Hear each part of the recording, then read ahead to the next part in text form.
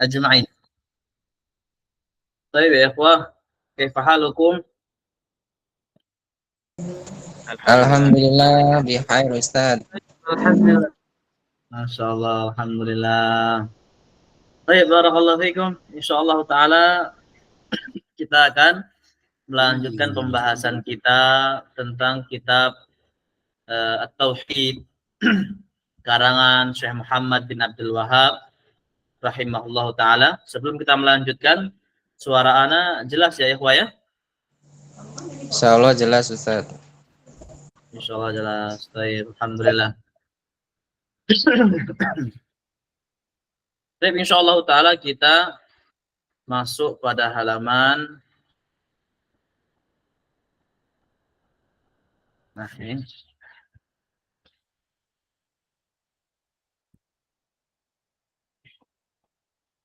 Baik.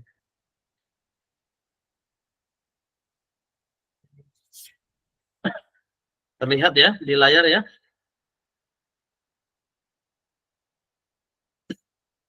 Terlihat apa tidak ya, Pak? Terlihat. Kelihatan Ustaz. Baik, tapi sebentar sepertinya kurang maksimal.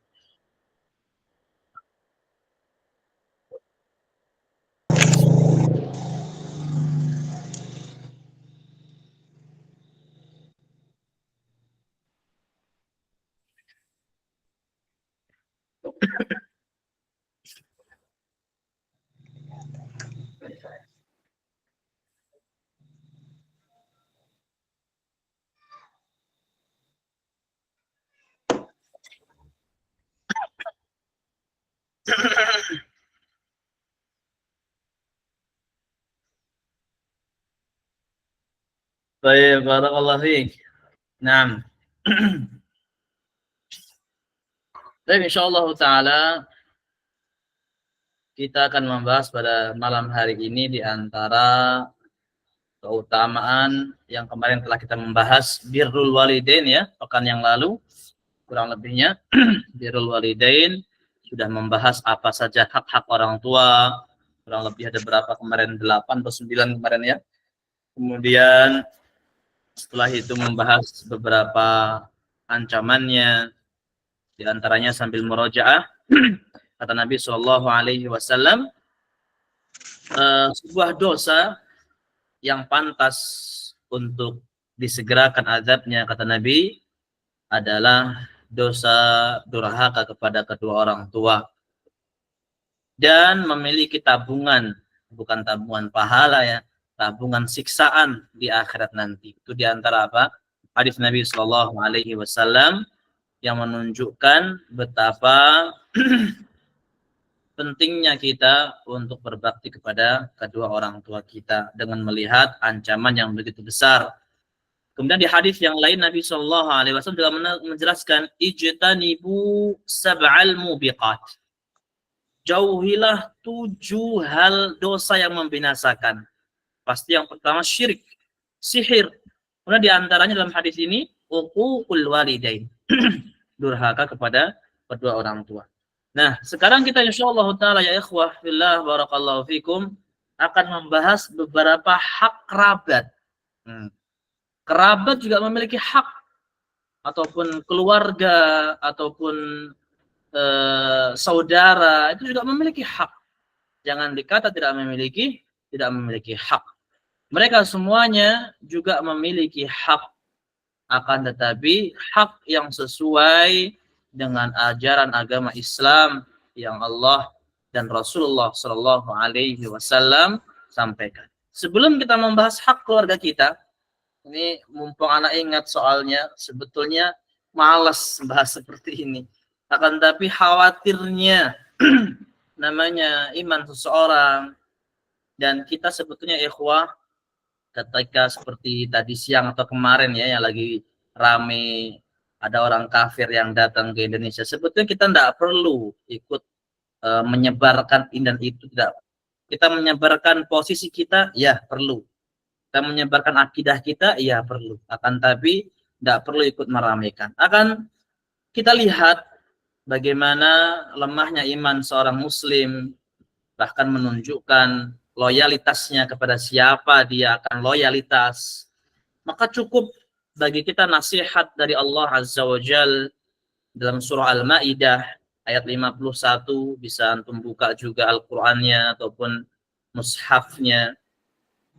Firman Allah Azza wa Jal, ya ayyuhalladzina amanu la tattakhidul yahuda wan nasara awliya. Wahai orang-orang yang beriman. Nah, kita dengar.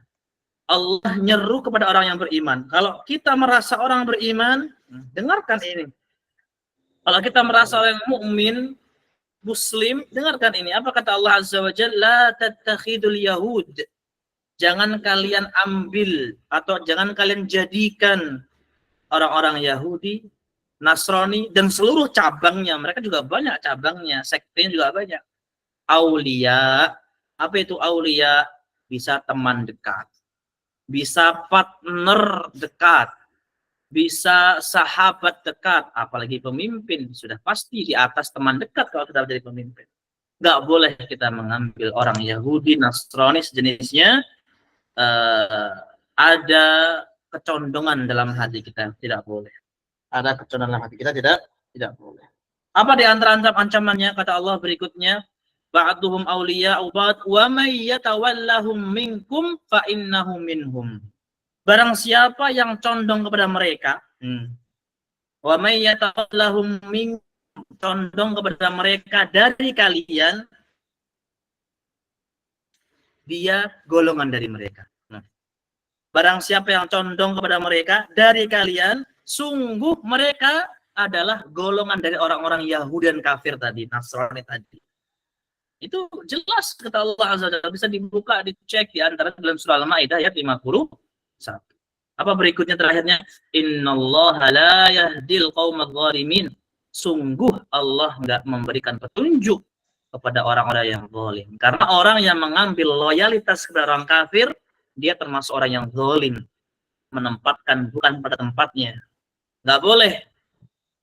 Maka dengan embel-embel toleransi sejak zaman Nabi, ya ikhwah, itu ada orang Yahudi.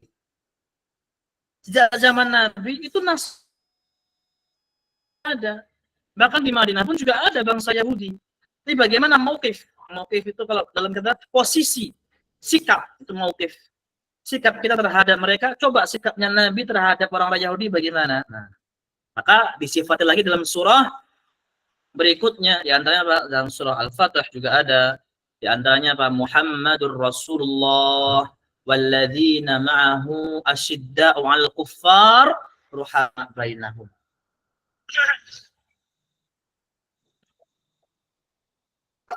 Apa di antara sifatnya? Nabi dan para sahabatnya itu syidda' 'alal kuffar, tegas dengan orang kafir, ruhama bainahum, saling berkasih sayang di antara kaum muslimin. Tapi coba lihat sekarang, sesama kaum muslimin terpecah belah. Sesama kaum muslimin saling menimbulkan egonya, saling berebut tahta, saling berebut jabatan, saling berebut hal-hal yang lainnya. Bahkan dari agama pun saling rebutan jamaah. Malu. Wal'iyadzubillah. Maka itu di antara apa? Bentuk sudah tidak sesuai dengan jalur yang Nabi dan para sahabatnya contohkan. Maka itulah yang Nabi khawatirkan. Apa kata Nabi? Fallah, demi Allah. Mal faqra akhsha alaikum. Aku nggak takut kepada kalian tuh fakir. Nggak takut Nabi umatnya fakir tuh nggak takut. Jangan dikira nanti umatnya fakir, umatnya miskin, Nabi terus takut. Berarti Nabi itu nggak sukses didik umatnya. Bukan. Terus Nabi dibilang atau dikata nggak berhasil. Itu bersatu alaikum rizq. Dibukakan dunia kepada kalian, kalian berlomba-lomba karena dunia tersebut, sehingga apa? Membinasakan kalian sebagaimana umat-umat sebelum kalian dibinasakan karena dunia. Wal'iyadzubillah. Dan dunia ini maknanya luas ya ikhwah. Dunia ini bukan hanya harta uang, iya Bu, iya termasuk dunia. Tapi juga di antara dunia apa? Dengan hati kita condong kepada orang kafir, dengan diri kita, condong dengan dunia, itu masuk dunia. Dan maknanya luas. Tayyib ya ikhwah, barakallahu fikum. Itu di antara pembukaan kita insyaallah. Tayyib, pembahasan kita masuk dalam pembahasan hak di antara kerabat ataupun saudara kita. Pertama adalah dalam surah An-Nisa ayat 36. Ini bisa dihafal, bisa dimurojaah, atau juga bisa dipelajari tafsirnya. An-Nisa ayat 36. An-Nisa itu juz 4 dan 5. Ayat ini di juz 5. Apa kata Allah Azza wa Jal? Wa'budullah wa la tusyriku bi syai'a wa bil walidaini ihsana wa bidil qurba wal yatama wal masakini wal jari dil qurba wal jaril junubi was sahibi bil jambi wa banis sabil wa ma malakat aymanukum innallaha la yuhibbu man kana mukhtalan fakhura. Sembahlah Allah, yang artinya sembahlah Allah, jangan menyekutukan Allah. Kepada kedua orang tua berbuat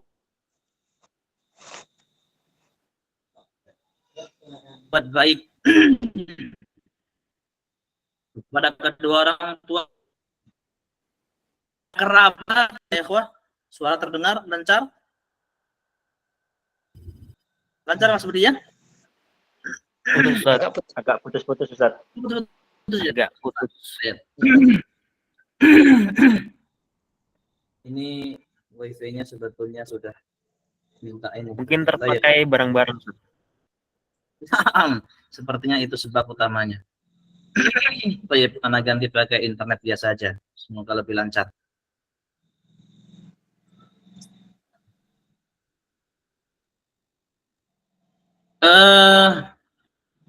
Apa tadi anak ulangi lagi? Sembahlah Allah. Jangan menyekutukannya sedikit pun. Dengan kedua orang tua berbuat baik. Pasti wajib. Tapi nggak cukup dari situ. Wabidil qurba. Dan dengan kerabat juga berbuat baik. Dengan kerabat berbuat baik. Berarti apa tadi? Saya ulangi lagi. Yang pertama, sembahlah Allah. Jangan menyekutukannya. Yang kedua, kepada kedua orang tua berbuat baik. Yang nomor 3, berbuat baik kepada kerabat. Nomor 4, berbuat baik kepada anak yatim. Nanti kita rincikan insya Allah ya ikhwah. Berbuat baik kepada anak yatim. Ini perintah. Yang nomor 5, berbuat baik kepada orang miskin. Yang nomor 6, berbuat baik kepada tetangga. Nah. Yang nomor 7, berbuat baik kepada tetangga yang jauh. Yang tadi tetangga yang dekat. Nomor 6. Nomor 7, tetangga yang jauh. Yang nomor berikutnya, nomor 8, apa? Berbuat baik kepada orang musafir ataupun orang yang mencari menuntut ilmu. Afwan. Berbuat baik kepada orang yang menuntut ilmu. Wa ma malakat aymanukum. Yang nomor 9, nomor 8, nomor 9. Berbuat baik kepada budak. 1, 2, 3, 4, 5, 6, 7, 8, 9. Ya, nomor 10 berbuat baik kepada budak. Innallaha la yuhibbu man kana mukhtalan fakhura. Dan terakhir Allah tutup dengan ayatnya apa? Sungguh Allah itu enggak suka, enggak cinta, berarti benci kepada orang yang sombong, orang yang angkuh, itu enggak suka.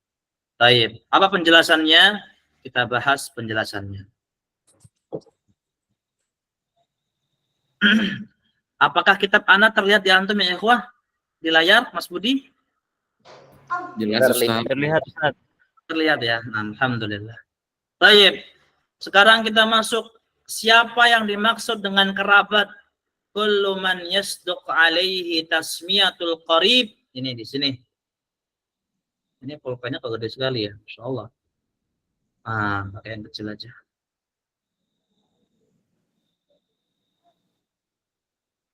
Kullu man yasduq alaihi tasmiyatul qarib. Setiap orang yang cocok disebut dengan kerabat. Kita pasti tahu. Mungkin paman kita, mungkin bibi kita, walaupun secara tidak mahram, tidak menjadi mahram, misalkan istri paman kita itu nggak mahram ya ikhwah. Istri paman kandung kita itu tidak mahram. Atau istri adik kita, berarti ipar kita juga nggak mahram. Tapi apa? Termasuk kerabat, mereka juga memiliki hak untuk dilakukan yang baik. Walaupun yang baik di sini sesuai dengan syariat agama Islam, bukan dengan baik pandangan manusia. Apa baik pandangan manusia? Di antaranya kalau tidak berjabat tangan dianggap tidak baik. Padahal itulah hal yang baik. Karena kalau bukan mahram, tidak boleh berjabat tangan. Maka yang dimaksud berbuat baik di sini, berikan hak sebagaimana haknya kerabat, haknya ipar bagaimana, haknya bibi walaupun tidak kandung bagaimana, haknya paman walaupun misalkan tidak kandung bagaimana. Misalkan bibi kita mahram kita menikah, namanya paman kita walaupun bukan paman kandung namanya. Tapi juga memiliki hak. Itu apa? Ihsan ilaihi, berbuat baik kepadanya. Berbuat baik kepadanya. Ya ikhwah, kita lanjutkan kembali. Yatama, tadi nomor 3. Siapa yang dimaksud dengan anak yatim? Ini definisi yang sering salah. Anak yatim di Indonesia, bapak ibunya cerai, anak yatim. Itu bukan anak yatim ya ikhwah. Itu qadarullah, cobaan hasil dari kedua orang tuanya. Anak yatim itu adalah apa? Wa huwa man mata abuhu wa lam yablugh. Orang ataupun anak yang ditinggal bapaknya meninggal dunia. Nah, meninggal dunia bukan cerai, dan dia belum balik. Umurnya balik berapa? Kalau laki-laki ya kurang lebih antara 10 tahun sampai 15 tahun, itu kadang belum balik. Atau kalau sudah mimpi basah, mau laki ataupun perempuan sudah balik. Kalau perempuan sudah haid, itu sudah balik. Tapi kalau belum haid, belum mimpi basah, 15 tahun.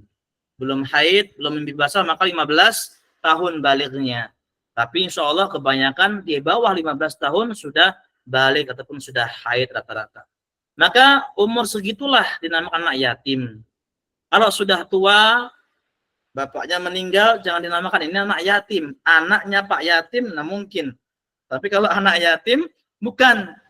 Kalau anak yatim, bukan. Nah ini sering yang dinamakan. Apa haknya? Sangat banyak. Haknya anak yatim diantaranya apa? Tidak boleh membentaknya. Sebetulnya membentak anaknya siapapun juga tidak boleh kalau tanpa hak. Tapi kenapa kok di sini Allah menyebutkan anak yatim nggak boleh dibentak?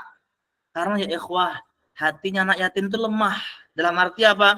Dia sudah kehilangan seorang ayah. Mungkin dianggap seorang laki-laki ataupun pamannya ataupun pakdenya dianggap sebagai ayah kalau dia dekat dengan anak tersebut. Tapi kalau dibentak sama orang lain, dia akan mudah terluka. Akan mudah terluka. Akan mudah tersakiti. Memang seperti itu. Namanya apa? Anak yatim. Maka tidak boleh kita membentaknya. Kemudian diantaranya apa? Saya tidak boleh mengambil haknya. Banyak ini sekarang. Bahkan dari dulu sebetulnya. Tapi lagi kekinian ini lebih banyak. Apa diantaranya? Misalkan pondok ataupun ma'had anak yatim, anak du'afa, tapi apa? Dimanfaatkan. Itu nggak boleh juga. Kita harus berikan haknya. Atau misalkan tetangga kita atau kerabat kita hanya anak yatim, kita berikan haknya. Sebagaimana ini haknya anak yatim, kasihkan kepada anak yatim tersebut. Jangan sampai kita mengatasnamakan anak yatim, terlebih untuk mencari donasi, untuk mencari penggalangan infak. Tapi apa? Wal'iyadzubillah, untuk keperluan pribadi, maka tidak diperkenankan. Itu anak yatim. Miskin juga diperintahkan tadi untuk berbuat baik. Siapa miskin? Miskin, fakir itu sama ya ikhwah. Miskin sama fakir, kalau menurut Syekh Shalih Fauzan sama. Walaupun sebagian ulama ada yang memberikan definisi. Kalau orang miskin itu orang memiliki pekerjaan tapi tidak cukup. Apa? Kebutuhannya 1 juta sebulan misalkan. Tapi dia hanya memiliki uang 500 sebulan, itu miskin. Tapi kalau fakir, nggak memiliki sama sekali pekerjaan yang menghasilkan uang. Tapi intinya apa? Dua-duanya berhak untuk mendapatkan haknya, yaitu apa? Berbuat baik kepadanya. Terkadang kita gini, dengan orang kaya kita berpandang 2 mata. Dengan orang miskin kita berpandang dengan 1 mata. Bergambar insya Allah ya, maksudnya ya. Terkadang kita apa? Dengan orang yang memiliki kedudukan harta, kita segan, kita akhirnya melihat dengan kacamata yang ijlal, menghormati, mengagungkan. Tapi kepada orang miskin dipandang sebelah mata. Maka ini termasuk tidak berbuat ihsan. Kita harus berbuat ihsan kepada orang miskin. Bahkan orang miskin lebih berhak untuk kita kasihani. Kalau orang kaya mungkin sudah memiliki kenikmatan sendiri, sudah memiliki kebutuhan sendiri, sedangkan orang miskin mungkin terkadang tidak cukup untuk kebutuhan sehari-harinya. Untuk makan saja mungkin tidak cukup. Bahkan ada di antara perintah para ulama dengan hadis Nabi Shallallahu Alaihi Wasallam ini contoh saja, di antara walimah itu pesta pernikahan, pesta apapun itu, di antara pesta walimah yang terbenci atau yang dibenci ketika orang kaya diundang, orang miskin tidak diundang. Itu di antara hal yang tidak diperbolehkan. Ada pemisah. Oh, kalau orang kaya masuknya pintu ini, karpet merah misalkan. Untuk orang miskin pintunya masuk ini. Tidak. Itu di antara walimah atau pesta yang dibenci seperti itu. Bahkan kata para ulama, kalau ada walimah sistemnya seperti itu tidak boleh datang. Tidak boleh datang. Baik, ini di antara bentuk agama Islam memuliakan orang miskin. Karena Inna akramakum indallahi atqakum. Orang yang mulia di sisi Allah, akramakum indallahi atqakum. Orang yang paling bertakwa kepada Allah Azza wa Jalla. Orang yang paling mulia di sisi Allah, orang yang paling bertakwa kepada Allah Azza wa Jalla. Baik, itu haknya orang miskin. Sekarang haknya tetangga. Naam, tetangga juga memiliki hak. Tetangga juga memiliki hak. Nanti di ujung insyaallah kita akan bacakan hadis penting sekali. Tetangga juga memiliki hak. Siapa tetangga itu? Tetangga ada dua sebetulnya. Tetangga ada dua. Tetangga kanan kiri kita betul, atau belakang depan kita betul, yang nempel terdekat dengan rumah kita, atau tetangga yang sedikit agak jauh. Tetangga sedikit yang agak jauh. Maka dua-duanya memiliki hak. Ini al-jaril qurba, al-jaril junubi. Tetangga yang dekat, tetangga yang jauh. Dua-duanya memiliki hak, akan tetapi hak yang lebih besar tetangga yang paling dekat dengan kita. Tetangga yang paling dekat dengan kita. Nah, kita bacakan hadis. Nanti insya Allah coba kita akan tulis dan terjemahkan di grup. Semoga Allah mudahkan. Apa di antaranya? Hadis Nabi Shallallahu Alaihi Wasallam, ya Rasulullah, ada seorang perempuan. Saya bacakan artinya saja ya. Dia rajin puasa. Ini perumpamaan perempuan. Laki pun masuk sebetulnya.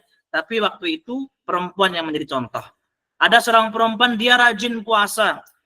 Rajin sedekah ya Rasulullah. Rajin qiyamul lail ya Rasulullah.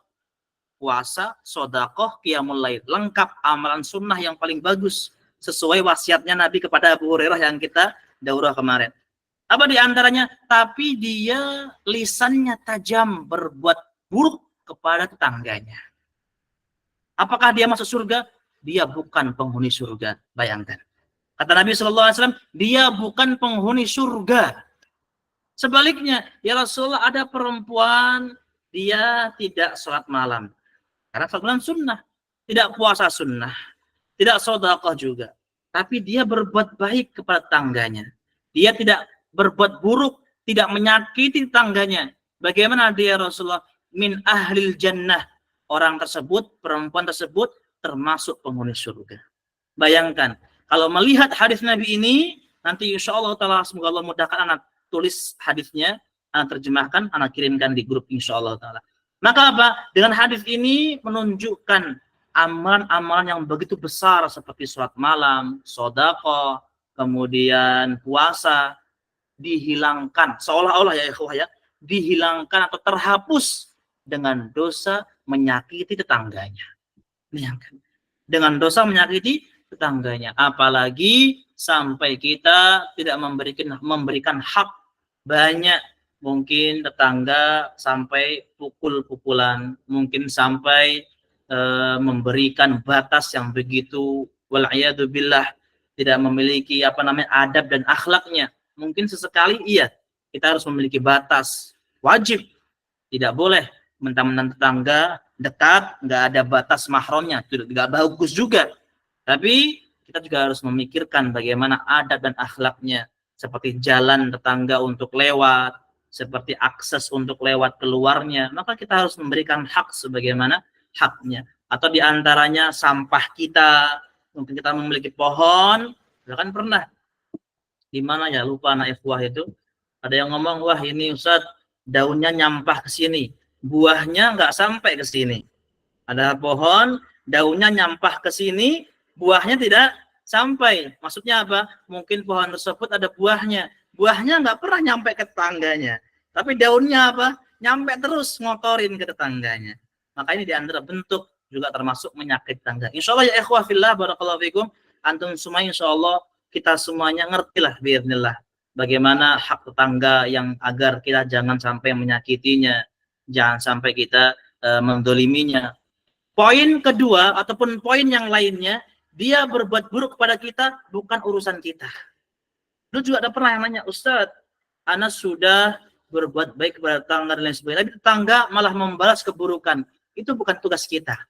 Tugas kita berbuat baik, dibalas nggak dibalas, ataupun bahkan dicaci dan lain sebagainya, itu antara dia dengan Allah Azza wa Jalla. Tugas kita berbuat baik, selesai, tanpa ada imbalan dari dia, dan seterusnya. Itu diantara apa? Hak tetangga. Kemudian berikutnya apa? Wassahibi bil jambi. Na'am. Kullu man lazama qarajana faqal zawjah wal musafir. Di antaranya apa? Orang yang musafir. Musafir adalah orang yang berjalanan bukan karena maksiat. Misal, terlebih ikhwan-ikhwan di mungkin di pinggir jalan, atau mungkin di pinggir lintas, ya, atau mungkin di sumber daya juga di antara lintas juga. Terkadang apa? Kalau dulu waktu anak masih apa namanya di rumah ya, itu sering ada orang tua dan mungkin perempuan juga, di antaranya apa? Mampir, minta bekal, minta makan, minta minum. Di antaranya pengen ke rumah tangganya atau rumah saudaranya saking jauhnya, mungkin apa? Dia kehabisan bekal. Maka bagi kita wajib berbuat ihsan sebisa kita. Apa tadi ihsan? Berbuat baik sebisa kita. Kalau kita mampu kasih makan, kasih. Kalau kita mampu kasih bekal, kasih. Dengan syarat apa? Dia musafir, berperjalanan, bukan maksiat. Bukan maksiat. Apa misalkannya? Ini istri kabur dari rumah, kemudian di tengah jalan di rumah antum habis. Nah, ini antum harus nasihatin. Nah, jangan malah dikasih uang, tambah kabur nanti dia, seorang perempuan ini. Maka kalau bukan karena maksiat, wajib bagi kita berbuat baik sebisa kita. Sebisa kita. Kita mampunya kasih air, kasih air. Mampunya kasih indomie, kasih indomie. Maka semampu kita. Jangan sampai malah kita hardik dan lain sebagainya. Tapi juga kita lihat bagaimana apa namanya, bukan suuzon ya, hati-hati. Mungkin terkadang banyak orang oknum memanfaatkan hal-hal seperti itu untuk apa? Untuk mencuri, untuk mengelabuhi dan lain sebagainya. Juga harus berhati-hati. Tapi ikhwah itu diantara apa? Musafir. Berikutnya Ibnu Sabil. Ibnu Sabil adalah orang penuntut ilmu, atau zaman dulu diartikan dengan apa? Orang yang jihad fisabilillah. Juga diantaranya Ibnu Sabil. Maka orang penuntut ilmu juga diantaranya berhak bagi kita untuk memberikan kebaikan baginya. Kemudian berikutnya apa? Wama malakat aimanukum, budak-budak kalian. Tapi saat ini kita tidak ada budak. Pembantu bukan budak ya, pembantu orang pekerja dengan kita, tapi bukan budak. Maka padahal budak di zaman dulu itu diantara apa namanya berbuat baik kepadanya. Berikutnya ini ya ikhwah, syarhul ijmali, penjelasan secara umum. Tamma kanal ikhlasu huwa asasuddin. Ibtida Allah hadhil ayah bil amr bi ikhlasi tauhid lahu wal kufru bima siwah. Kita ya ikhwah, poin-poin 10 poin tadi untuk berbuat baik kita perhatikan. Diawali dengan sembahlah Allah, tauhidkanlah Allah, jangan menyekutukannya. Ini menunjukkan 10 poin tadi hal yang penting. 10 poin tadi hal yang penting. Seandainya tidak penting, Allah tidak memulai dengan sembahlah Allah, tauhidkan Allah. Maka ini digandingkan dengan dengan itu semua. Menunjukkan adalah hal yang penting.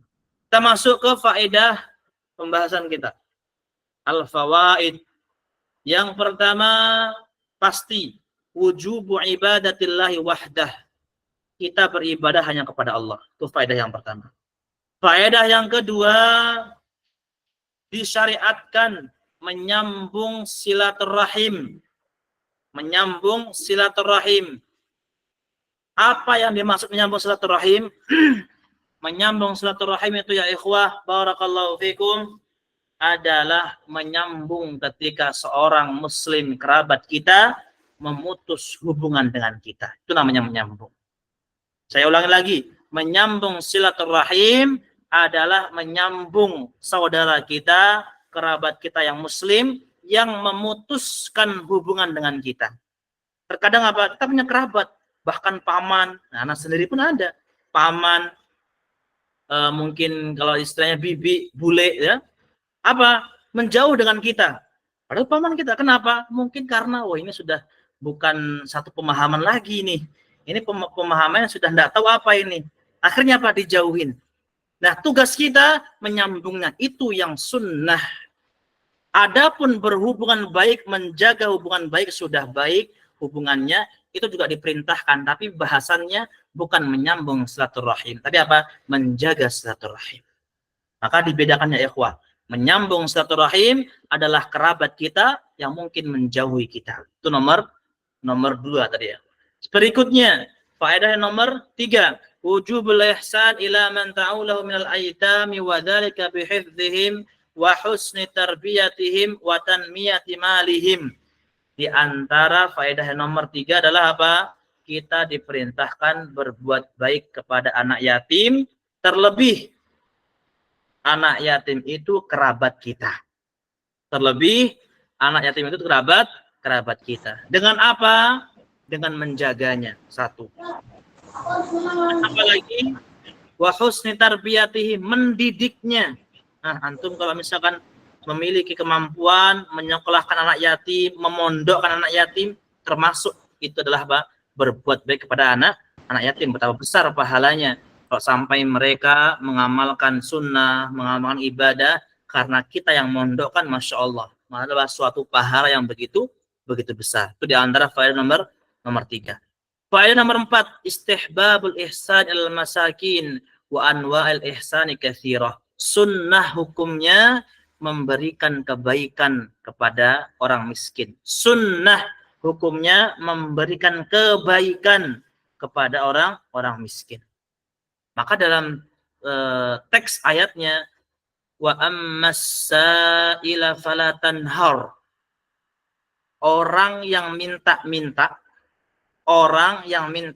saya ulangi lagi, fala tanhar, kata Allah.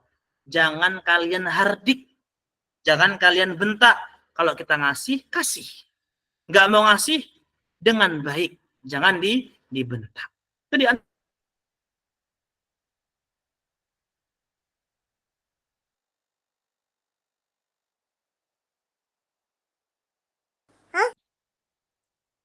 Mas Budi putus, Mas. Lu apa?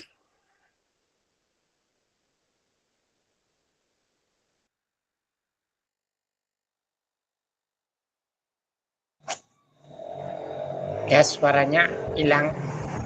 Mas Budi kumaha? Suaranya hilang, suara Ustadz. Canyo Ustadz habis kuota, lihat tadi kan dia pakai apa? Pakai data katanya tadi, pindah dari Pakai WiFi. data tadi.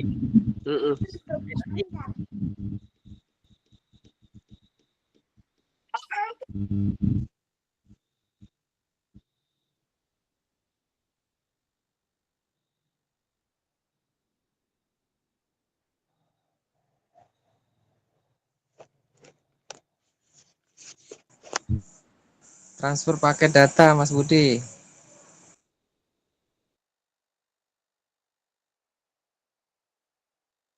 Nah, Mas, ini beliau juga nggak aktif WhatsApp-nya ini.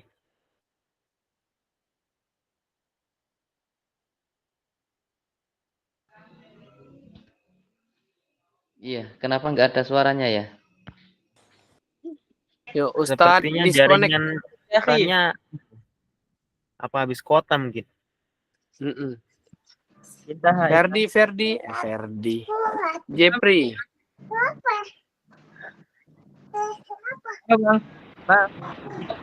ini aja. Ana juga keluar masuk. Jaringannya tidak bersahabat.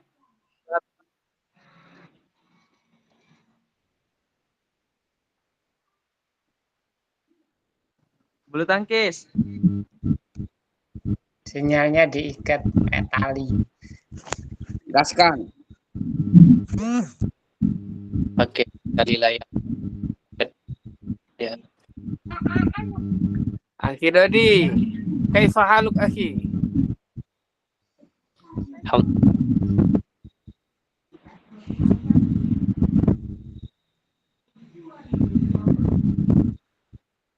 Apa dol, Mas Puron. Maria. Ustaz Budi, lanjutkan presentasi. Waduh. Berat ini. Tafadhol. Akhi Budi.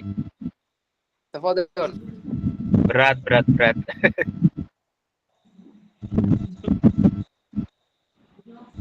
Yang enteng aja Mas Nah. Budi. Ustaz Budi, yang enteng Ustaz. Bukan kata Ustaz.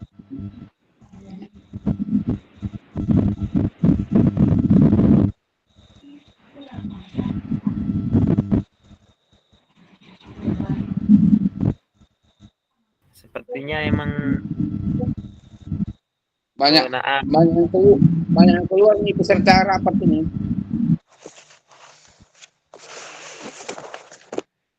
kita Silakan. cukupkan dulu kata Ustaz.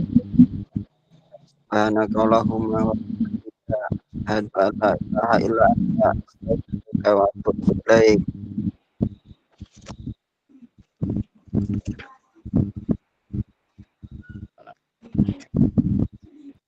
Nah, kita tutup dengan doa kafaratul majelis. Subhanallah wa bihamdika asyhadu an la ilaha illa anta astaghfiruka wa atubu ilaik. Jangan selesai, Bu.